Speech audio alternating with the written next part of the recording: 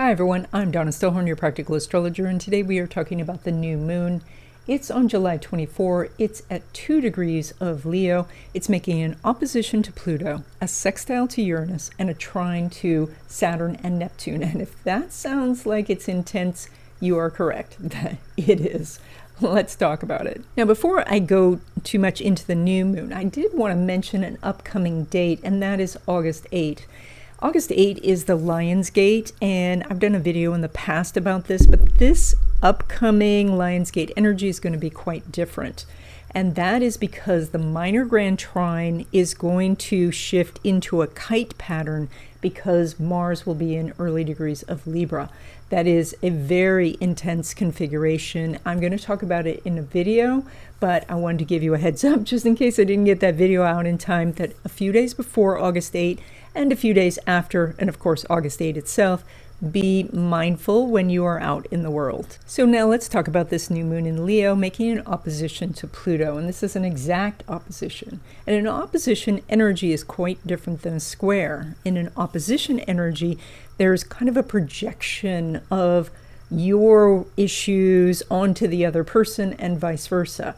And so this can, when you don't trust someone, you might think that they are not trusting you, or in other situations, this could be the thief that accuses other people of stealing, or the cheater who says that their partner is cheating. So with this new moon as an opposition to Pluto, everybody is trying to set a boundary or a border and saying, do not cross this line. And at the same time, they are crossing the line. And so the idea is that you're walking across a person's line and setting a border telling them not to cross that line. And so, of course, that's really intense energy, and we're seeing that play out in the world already. But for you personally, this could be very useful energy because as an individual, you can make choices, whereas the group sometimes can't. So the opportunities that you have are based on the sextile to Uranus, which gives you a whole bunch of other paths that you can take to your destination.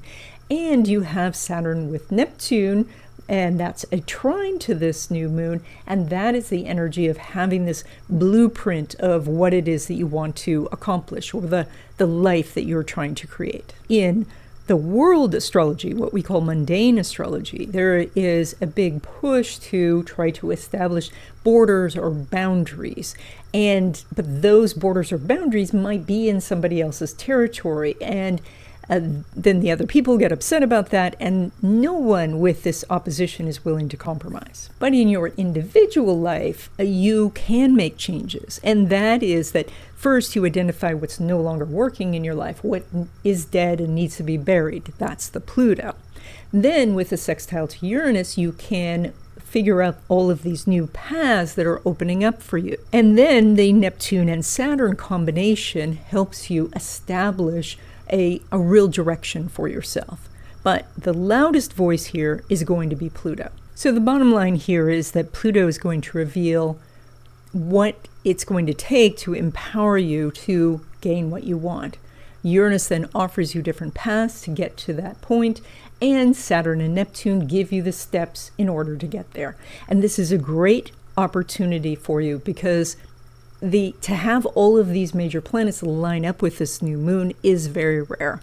And so over this next 2 weeks, you can make a lot of progress. And of course, if you would like some help with this and you want to know what's up ahead for you in 2025 and 2026, I do readings. There's a link in the description. Okay, Capricorn, this new moon is lighting up your area of resources from others. That is expert help, assistance with mundane stuff, as well as actual money that you could get to get a business going or get you through something.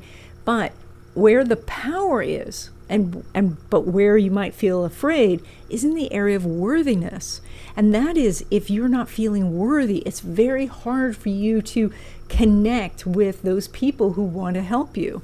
And so working on your sense of worthiness through tapping or journaling or meditation or prayer or something to actively work on that, that's going to help you. Because if you can clear that hurdle that can open up things for you so much. Now, when it comes to love relationships, specifically new love, you have some good energy. I'm saying it's more for intimacy. And so if you want to meet someone with whom you have a very short, passionate relationship, that's what we're seeing here. If you want a longer term relationship, then you're probably meeting them outside this 2-week period. But if you want someone with you, got a lot of chemistry, this is a time to go meet people. Now, when it comes to existing love relationships, there's a lot of harmony between the two of you, and so much so that you can strengthen the relationship, even if it has been weak in the past. You come together and you're on the same page about a lot of things, and this could be a time to work things out, but because the energy is so pleasant here, you may not. You might just say, oh, things are good, and I'm just going to hope they stay that way. And, over this next 2 weeks, that can help strengthen the relationship. And so a strong relationship could get stronger, but even a weak relationship could get better. Now, when it comes to your money, you pull money from Saturn, as well as that Uranus, which is now in Gemini. So the flood of ideas that you're having could be enormous. You're also seeing all the things you have to do to implement those, but a lot of those things could be implemented through technology, and so that they wouldn't have to add to the steps that you have to do. Of course, there'd be a little bit of a setup, but once you get that done, but that's what to look for, is how to automate, how to streamline, how to really leverage technology to help you. Now, when it comes to money from business or from investments, the Sun, which is in a money house, is making a nice sextile with Uranus. So there is an opportunity to make more money than usual over this next 2 weeks. It's a sextile, so that means you have to take some sort of action. And you probably have a list already. You're Capricorn, so you have this knowledge of what it is you need to do. And so either do that or delegate it or find a way to automate it, and then you could have more money. And then when it comes to money derived from career, so that would be a paycheck, Saturn's making a sextile to Pluto. And that means you're one of the few signs that is doing a good aspect. It's, I like to see in your chart where it's confirmed by other aspects. And you've got Pluto in a money house, you've got the Sun and the whole new moon in a money house. So that does help. But you do want to, go in with your ears open, your eyes open, because you could end up with more money, but a lot more obligations or responsibilities. So that you'll need to weigh out. Okay, this is the third section of this video, and I have a couple of quick announcements, and then we're going to continue talking about finding the hidden money in your chart. I teach a free class once a month. It is on August 1st. It's at 12 p.m. Pacific time. It's by Zoom. It's called New Month Wishes, and what we do is we talk about the astrological happenings that are going to be occurring over the course of the month, and then we write our monthly wishes together, and then we do a short meditation to energize them together. The class is about an hour. It's really fun. There is a link to register in the description so you can get the Zoom link and join us. And then members of this channel get exclusive access to special videos, deep dive videos, and videos about other topics. And so if you're interested in joining and becoming a member, the join button is by the subscribe button. So let's continue our discussion about finding the hidden money in your chart. And by the way, I do have a video course on this topic. There's a link in the description.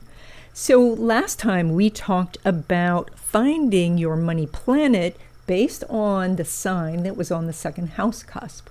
And so hopefully you now know that planet. Now you have more than one money planet, but this is the one that is associated with the second house. And by the way, if you are uncertain about which planet that is for you, you can send me your info. I will send you a PDF of your chart. Just put into the subject line that you want to know your money planet. So last time we talked about the different sources of money that could come to you based on the position of that money planet. This time, I want to talk about the actions that you can do to uncork the blocks that you might have when it comes to making money.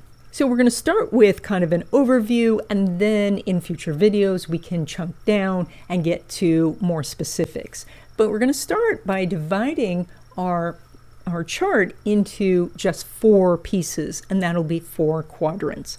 So the first quadrant would be houses 1, 2, and 3. Second quadrant would be 4, 5, and 6. A third quadrant would be 7, 8, 9. And then the fourth quadrant will be 10, 11, 12. So in that last video, I outlined how to find your money planet. So hopefully you still know where that is. And so you are going to find what quadrant that money planet is in. So you're going to go to your second house cusp, look at the sign, and then find the planet that rules that sign. And I'm calling it your money planet just for the sake of this video to make it simpler. But this planet, of course, does other things in your chart, and it potentially rules other houses, it rules other things. And so, but right now we're focusing on the money side. So if your money planet falls in the first quadrant, so that would be first house, second house, or third house, then it's very important that you deal with money blocks and then take an action towards making more money. And so by money blocks, I mean there might be a fear of failure, a fear of success, a fear of talking to people about money matters, or being angry with money, or having some effects from childhood still affect you now when you are making money. All of these types of things can be considered money blocks. And then blocks like this are removed by doing things like tapping, hypnosis, journaling, talking to someone who is, doing some sort of therapy. And so once you have looked at what the block is and done what you can to remove it, then go take an action in the world. And that will really open the money floodgates. So the bottom line is you clear the issue, then take an action. And if another issue comes up, you clear that and then take an action. Now, if your money planet falls in the 4th house, 5th house, or 6th house, and that would be the second quadrant, then it is all about you interacting with others by doing the things that you do well. That is, you go do the things that bring you joy, you do the things that are helpful to others, and that opens the money floodgates for you. So in other words, if you are of service to others, if you help others, but by doing the things that you enjoy doing, that creates this joyful energy that opens the money floodgates. If your money planet falls in the 3rd quadrant, that would be houses 7, 8, or 9, then you open the money floodgates through collaboration. And that means that as you meet more people, as you connect with people, you have more money opportunities. And so starting out, the collaboration could be something super tiny, like saying hi to someone as you pass them on the street, or helping a stranger unlock a shopping cart. But ultimately, what this is supposed to lead to is to business collaborations and connections where people help you get a job, or help you get a promotion, or help you expand your business. And so basically, meeting a lot of people and connecting with a lot of people opens the money floodgates for you. So if your money planet falls in the 4th quadrant, so that would be houses 10, 11, or 12, then it's about being part of the community. That's the one that will open the money floodgates for you. And so that can be everything from, going and working at the local coffee shop to actually being an influencer, or, joining meetup groups, or starting your own meetup group, going into professional organizations and doing network that way, going to conventions and conferences, or actually getting to a point where you're speaking at those conferences. But it starts with something very simple, and even like when you're stuck on the freeway, to think about all of the people and all the cars around you, and that is your community. And as you are in your community, then you are recognized, and that opens the money floodgates. And that's it. I hope you enjoyed this video. If you have any astrological questions you want me to cover on this channel, please let me know. Consider subscribing to the newsletter. The newsletter is a weekly overview of the aspects that are going to be happening, and it has some really cute pictures of black cats. And so if you like black cats, it's really good to subscribe, and that subscription's free. And I will see you in the next video.